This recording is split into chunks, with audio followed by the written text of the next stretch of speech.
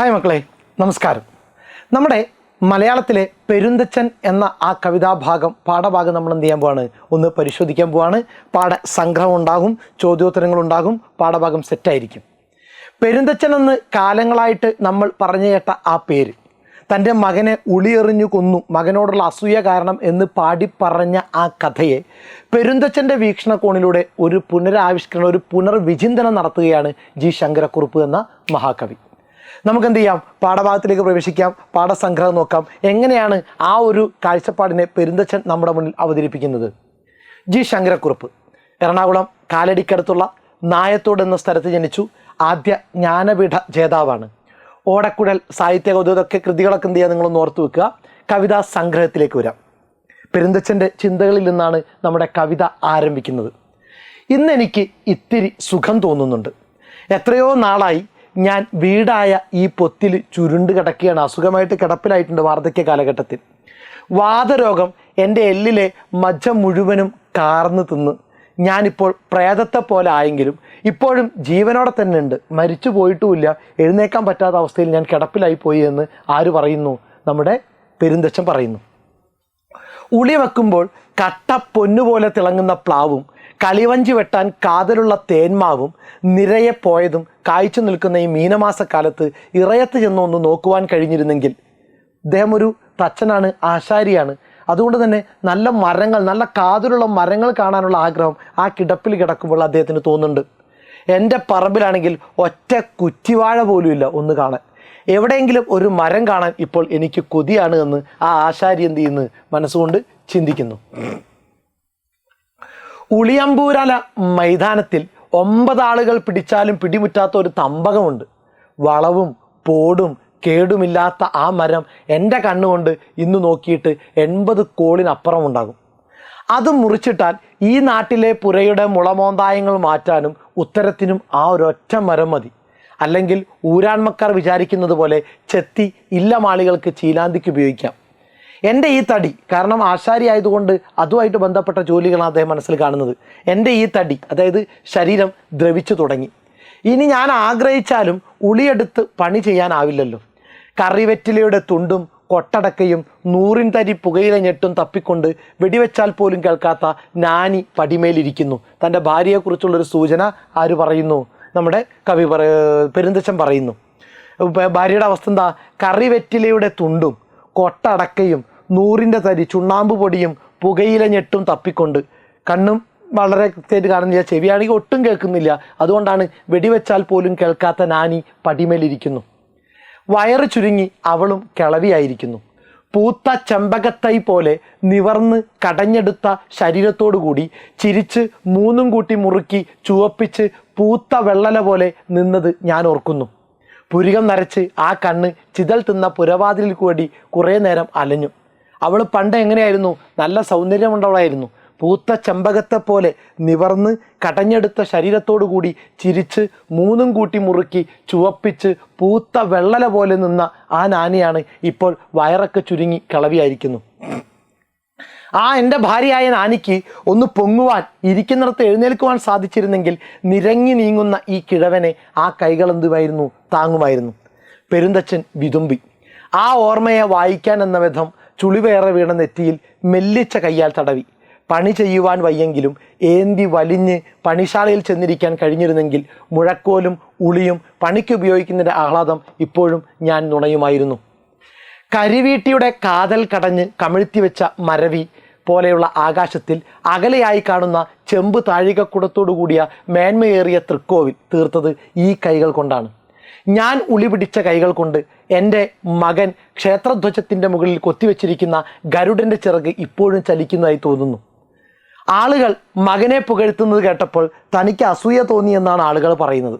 എന്നിട്ട് താൻ എന്ത് ചെയ്തു? മകനെ കൊന്നുവെന്ന് ആളുകൾ പറയുന്ന അതിനെക്കുറിച്ച് ഇവിടെ പെരുന്തച്ചൻ സൂചിപ്പിക്കുന്നു. 1000 മണിയുടെ നാവ് പൊത്താൻ കഴിയും, എന്നാൽ ഒരു വ്യക്തിയുടെ വായിലെ നാവ് പോലും ആര് വിചാരിച്ചാലും എന്ത് ചെയ്യാൻ കഴിയില്ല, അടക്കാൻ കഴിയില്ല. ഇല്ലാത്ത പാട്ട് എന്ത് ചെയ്യാണ്, ആളുകൾ പാടിക്കൊണ്ടിരിക്കുകയാണ്. തേക്ക് കൊണ്ട് 2 അഷ്ടദിക്പാലക രൂപം, ഒന്ന് ഞാനും മറ്റേത് മകനുമാണ് പണിതീർത്തത്, കൊത്തിവെച്ചിട്ടുണ്ട്. ഞാൻ കൊത്തിയതിനേക്കാൾ ജീവൻ തുടിക്കുന്നതാണ് അവൻ കൊത്തിയത്. എൻ്റെ കരങ്ങൾ പരാജയപ്പെട്ടാലും എൻ്റെ മകനെ സ്തുതിക്കുമ്പോൾ എൻ്റെ മുഖം മങ്ങി. ഞാൻ തച്ചനായാലും ഒരച്ഛനല്ലാതായി പോകുമോ? ആളുകൾ പറയുന്നത് അങ്ങനെയാണ്. എനിക്ക് ഭയങ്കര നാണക്കേടുണ്ടായി എന്ന്. പക്ഷേ മകനോട് ഒരിക്കലും എന്തുണ്ടായിരുന്നില്ല? അച്ഛന് അസൂയ വരാൻ സാധ്യതയില്ല. സെറ്റാണല്ലോ. ചോദ്യോത്തരത്തിലേക്ക് വരാം. അല്ല, തേക്ക് കൊണ്ട് അത് കഴിഞ്ഞല്ലോ നമ്മൾ. ചോദ്യോത്തരത്തിലേക്ക് വരാം. കരിവീട്ടി തൻ കാതൽ കടഞ്ഞു കുനിച്ച് വൻമരിക കമഴ്ത്തിയ പോലെയും വിണ്ണിൻ താഴെ. കവിതയിൽ ആകാശത്തിനെ കുറിച്ച് വർണ്ണിക്കുന്ന ഒരു ഭാഗമാണിത്. നോക്കുക, വിണ്ണിൻ്റെ ആകാശത്തിൻ്റെ നീലിമയും വൃത്താകാരമായ ചക്രവാളവും ഈ വരികളിൽ തെളിയുന്നു. സ്വച്ഛമായ ആകാശത്തിന് പകൽ സമയം നീല നിറവും രാത്രിയിൽ കറുപ്പ് നിറവുമാണ് തോന്നുക. തൊഴിലിനോട് അങ്ങേയറ്റം ആത്മാർത്ഥത കാണിച്ച വ്യക്തിയാണ് പെരുന്തച്ചൻ എന്ന് വ്യക്തമാക്കുന്ന വരികൾ കണ്ടെത്തുക. വരി ഇതാണ്: പണി ചെയ്യുവാൻ മേലാതാകിലും തൊങ്കിത്തേങ്ങി പണിയാളിയിൽ പുക്കുന്നിരിക്കാൻ കഴിഞ്ഞെങ്കിൽ. എനിക്ക് പണി ചെയ്യാൻ വയ്യ, എന്നാലും ആ പണിശാലയിൽ ഒന്ന് ചെന്നിരിക്കാൻ ആരാഗ്രഹിക്കുന്നു? പെരുന്തച്ചൻ. എങ്കിൽ ഞാൻ മുഴക്കോലും ഉളിയും പണിക്കൂറിൽ പങ്കിടാറുള്ള ആഹ്ലാദം ഇന്നും നുണഞ്ഞേനെ. ആ മുഴക്കോലും ഉളിയൊക്കെ കയ്യിലെടുത്ത് അന്ന് പണി ചെയ്യുന്ന സമയത്തുള്ള സന്തോഷം എൻ്റെ മനസ്സിന് കിട്ടിയേനെ എന്ന് ആ സമയത്തും അദ്ദേഹം എന്ത് ചെയ്യുന്നു? കിടപ്പിലായ സമയത്തും പെരുന്തച്ചൻ ആഗ്രഹിക്കുന്നു. നാണിയെ കവി അവതരിപ്പിച്ചിരിക്കുന്ന പ്രകാരമാണ്. പെരുന്തച്ചൻ്റെ ഭാര്യയായ നാണിയെ കരിവെറ്റിലത്തുണ്ടും കൊട്ടടക്കയും നൂറിൻ തരിയും പുകയില ഞെട്ടിലും തപ്പി വെടിവെച്ചാൽ പോലും കേൾക്കാൻ കഴിയാത്ത അവസ്ഥയിൽ വയറ് ചുരുങ്ങി കൂനിക്കൂടി വൃദ്ധയായ നാനി പടിമേലിരിക്കുന്നു എന്നാണ് നാനിയെ അവതരിപ്പിച്ചിരിക്കുന്നത്. പെരുന്തച്ചൻ്റെ ചിന്തകളിൽ മരം നിറഞ്ഞു നിൽക്കുന്ന തച്ചൻ മനസ്സ് കണ്ടെത്താനാവും. നിങ്ങളുടെ നിരീക്ഷണം വ്യക്തമാക്കുക. ഉളി വെക്കുമ്പോൾ കട്ട പൊന്നുപോലെ തിളങ്ങുന്ന കാതലാർന്ന പ്ലാവിനെക്കുറിച്ച് കിടപ്പിൽ അദ്ദേഹം ആലോചിക്കുന്നുണ്ട്. കളിയോടങ്ങൾ പണിയാൻ ഉപയുക്തമായ കാതലുള്ള തേന്മാവിനെയും കുറിച്ച് ഓർക്കുന്നു. നിറയെ പൂത്തും കായ്ച്ചു നിൽക്കുന്ന മീനമാസക്കാലത്ത് ഇറയത്ത് ചെന്നിരുന്ന് അതെല്ലാം കാണാമെന്ന് പെരുന്തച്ചൻ ആഗ്രഹിക്കുന്നു. തൻ്റെ പറമ്പിൽ ഒരു കുറ്റി വാഴ പോലും ഇല്ലാത്തതിൻ്റെ ദുഃഖം തച്ചനെ അലട്ടുന്നുണ്ട്. എവിടെയെങ്കിലും ഒരു മരം കാണാൻ ഇപ്പോഴും തച്ചന് അതിയായ ആഗ്രഹവുമുണ്ട്. എവിടെയെങ്കിലും ഒരു മരം കണ്ടാൽ അതിൻ്റെ അളവും ഉപയോഗവും തിട്ടപ്പെടുത്താൻ തച്ചൻ ആഗ്രഹിക്കുന്നു. താൻ കണ്ടിട്ടുള്ള വൻമരങ്ങളെക്കുറിച്ചുള്ള സ്മരണ ഇപ്പോഴും തച്ചനിൽ അവശേഷിക്കുന്നു. പണി ചെയ്യുവാൻ വയ്യെങ്കിലും പണിശാലയിലെത്തി മുഴക്കോലും ഉളിയും ഉപയോഗിക്കുമ്പോഴുള്ള ആഹ്ലാദം പങ്കിടാൻ തച്ചൻ ആശിക്കുന്നു. ഇപ്രകാരം പെരുന്തച്ചൻ്റെ ചിന്തകളിൽ മരം നിറഞ്ഞു നിൽക്കുന്നു. തച്ചൻ മനസ്സ് കണ്ടെത്താനാവും. നിറഞ്ഞു നിൽക്കുന്ന തച്ചൻ്റെ മനസ്സ് നമുക്ക് കണ്ടെത്താനാവും. നോക്കുക, ചുവടെ കൊടുത്തിരിക്കുന്ന വരികൾ വിശകലനം ചെയ്യുക. നമുക്ക് ഓരോന്നായിട്ട് എടുക്കാം. 1000 മണിയുടെ നാവ് പൊത്തിയിടാം, ഒറ്റ വായിലെ നാവാർക്കാനും കെട്ടുവാൻ കഴിയുമോ? ഇങ്ങനൊരു വരി തന്നിട്ട് വിശകലനം ചെയ്യാൻ ചോദിച്ചാൽ നോക്കുക, 1000 മണിയുടെ നാവ് പൊത്താൻ ആർക്കും കഴിഞ്ഞെന്ന് വരാം. എന്നാൽ ഒരു മനുഷ്യൻ്റെ നാവ് പോലും കെട്ടി നിർത്താനാവില്ല. അപവാദങ്ങളും കുറ്റപ്പെടുത്തലുകളും നടത്താൻ മനുഷ്യ മനസ്സുകൾക്കുള്ള പ്രത്യേകതയാണ് ഇവിടെ സൂചിപ്പിക്കുന്നത്. പെരുന്തച്ചൻ മകനെ ഉളിയെറിഞ്ഞുകൊന്ന് എന്ന് നാടാകെ അപഖ്യാതി പരന്നതിനെയാണ് ഇവിടെ സൂചിപ്പിക്കുന്നത്. സെറ്റാണോ? 1000 മണിയുടെ നാവ് പൊത്താൻ ആർക്കും കഴിഞ്ഞെന്ന് വരാം. എന്നാൽ ഒരു മനുഷ്യൻ്റെ നാവ് പോലും കെട്ടി നിർത്താനാവില്ല. അപവാദങ്ങളും കുറ്റപ്പെടുത്തലുകളും നടത്താൻ മനുഷ്യ മനസ്സുകൾക്കുള്ള പ്രത്യേകതയാണ് ഇവിടെ സൂചിപ്പിക്കുന്നത്. പെരുന്തച്ചൻ മകനെ ഉളിയൊറിഞ്ഞു കൊന്നു എന്ന് നാടാകെ അപഖ്യാതി പരന്നതിനെയാണ് ഇവിടെ സൂചിപ്പിക്കുന്നത്. അടുത്ത വരി എന്തായിരുന്നു? പൊങ്ങുവാൻ കഴിഞ്ഞെങ്കിൽ നിരങ്ങാം കിഴവനെ താങ്ങുമായിരുന്ന കൈ വിതുമ്പി പെരുന്തച്ചൻ. ഒന്ന് നാനിക്ക് എഴുന്നേൽക്കാൻ പറ്റിയിരുന്നെങ്കിൽ ഈ കിടപ്പിലായ എന്നെ എന്ത് ചെയ്യുമായിരുന്നു? നാനി ഒന്ന് താങ്ങിയേനെ. പക്ഷെ ഞെരങ്ങാൻ പോലും ആർക്ക് പറ്റുന്നില്ല, നാനിക്ക് പറ്റുന്നില്ല. ഈ ഒരു അവസ്ഥയിലായി പോയല്ലോ താനെന്ന് വിതുമ്പുന്ന രംഗം.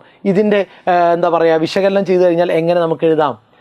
തച്ചൻ്റെ ഭാര്യയായ നാനിക്ക് എഴുന്നേറ്റ് നടക്കാൻ കഴിഞ്ഞിരുന്നെങ്കിൽ ആ കൈകൾ നിരങ്ങി നീങ്ങുന്ന തന്നെ താങ്ങുമായിരുന്നു എന്ന് തച്ചൻ വിഷാദിക്കുന്നു. ഭാര്യയുടെ അനാരോഗ്യവും പെരുന്തച്ചനെ കൂടുതൽ വിഷാദിപ്പിക്കുന്നു. ഭർത്താവിൻ്റെ ദുഃഖത്തിൽ ആശ്വാസം പകരാൻ ഭാര്യയ്ക്ക് കഴിയും. എന്നാൽ തച്ചനെ സംബന്ധിച്ച് അങ്ങനെ ഒരു ആശ്വാസവും ലഭിക്കുന്നില്ല. താൻ തോറ്റാലും തൻ്റെ മകൻ ജയിക്കുകയും കീർത്തി നേടുകയും ചെയ്യുമ്പോൾ അത് തൻ്റെ കൂടി കീർത്തിയായിട്ടാണ് ഒരു പിതാവ് കരുതുക. മകൻ്റെ നേട്ടങ്ങളിൽ ഏതൊരച്ഛനും അഭിമാനം തോന്നുക എന്ന ആശയമാണ് ഈ വരികളിലുള്ളത്. സെറ്റാണല്ലോ. ദെൻ നെക്സ്റ്റ് നോക്കുക. എൻ കരം തോറ്റാൽ എന്താണ് എൻ മകൻ ജയിക്കുമ്പോൾ എൻ കണ്ണിലുണ്ണീൻ പുകളല്ലേ. അത് തന്നെയാണ് ഇപ്പോൾ നമ്മൾ എന്ത് ചെയ്തത് ഇവിടെ പരാമർശിച്ചിരിക്കുന്ന ഉത്തരം. എന്താണ്? ഭർത്താവിൻ്റെ ദുഃഖത്തിൽ ആശ്വാസം പകരാൻ ഭാര്യയ്ക്ക് കഴിയും. എന്നാൽ തച്ചനെ സംബന്ധിച്ച് അങ്ങനെ ഒരു ആശ്വാസം ലഭിക്കുന്നില്ല. ഇനി അടുത്തത്, താൻ തോറ്റാലും തൻ്റെ മകൻ ജയിക്കുകയും കീർത്തി നേടുകയും ചെയ്യുമ്പോൾ അത് തൻ്റെ കൂടി കീർത്തിയായിട്ടാണ് ഒരു പിതാവ് കരുതുക. മകൻ്റെ നേട്ടങ്ങളിൽ ഏതൊരച്ഛനും അഭിമാനം തോന്നുക എന്ന ആശയമാണ് ഈ വരികളിലുള്ളത്. സെറ്റ്. ഓക്കെ, അപ്പോൾ എന്ത് ചെയ്യുക, കൃത്യമായിട്ട് വീഡിയോ കണ്ട് പാഠഭാഗം സെറ്റാക്കി വെച്ചോളുക. ഓക്കെ, ലൈക്ക് ചെയ്യാത്തവർ ലൈക്ക് ചെയ്യണം, സബ്സ്ക്രൈബ് ചെയ്യാത്തവർ സബ്സ്ക്രൈബ് ചെയ്യണം. നിങ്ങളുടെ അഭിപ്രായങ്ങളും നിർദ്ദേശങ്ങളും എന്ത് ചെയ്യണം, കമൻറ്റ് ബോക്സിൽ രേഖപ്പെടുത്തണം. Okay, thank